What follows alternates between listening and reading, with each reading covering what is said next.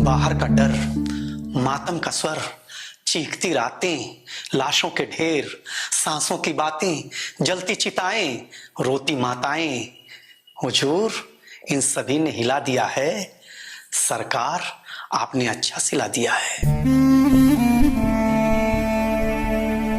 हुजूर, जब आपको सुनने के लिए पूरा पांडाल भर गया था, उसी समय उसी पांडाल से थोड़ी ही दूर एक मजदूर कोरोना से तड़प तड़प के मर गया था। हुजूर, जब आप उड़ रहे थे, आपकी नीतियां हवाओं से बातें कर रही थीं, ठीक उसी वक्त आगरा में एक औरत ऑटो रिक्शा के बीच अपने पति को बचाने के लिए अपने मुंह से उसकी छाती में सांसें भर रही थी। हुजूर, अभी पिछले साल ही तो चूड़ी पहनाई थी, सुहागन बनकर के आंगन में आई थी।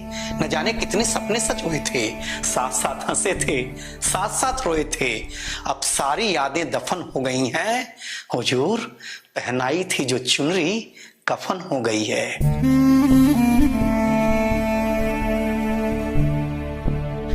इन घटनाओं के गुनहगार आप हैं, हम गरीब जनता हैं, आप माई बाप हैं।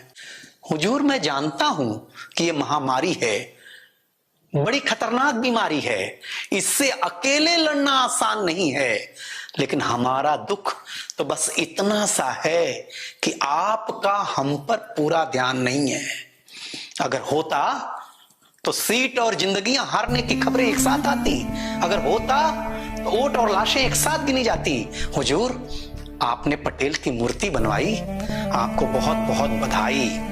हुजूर, मैं मानता हूं कि आपके इरादे नेक रहे होंगे, लेकिन आज का सच तो यही है कि इतनी ऊंचाई से सबसे ज्यादा लाशें तो सरदार पटेल ही देख रहे होंगे।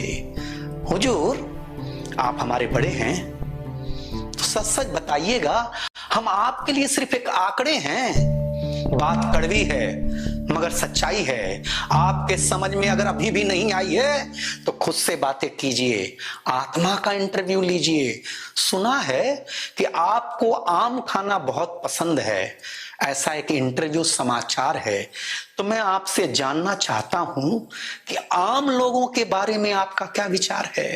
हुजूर, अगर आपके दिल में नहीं खोट है तो आपकी आत्मा चीख चीख करके कहेगी, हम आम जनता आपके लिए सिर्फ एक वोट हैं।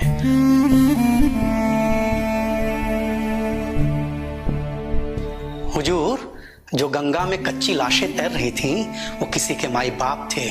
मरने के बाद उनका कोई माई बाप नहीं। पूछिएगा अपने आप से, ये बात कितनी है सही। हुजूर, अगर ईमानदारी से अपनी आत्मा का इंटरव्यू करते जाएंगे तो धीरे धीरे अपनी नजरों में ही गिरते जाएंगे। हुजूर, भगवान आपके लिए आधार, हमारे लिए सहारा हैं। राम हमारे लिए जाप, आपके लिए नारा हैं।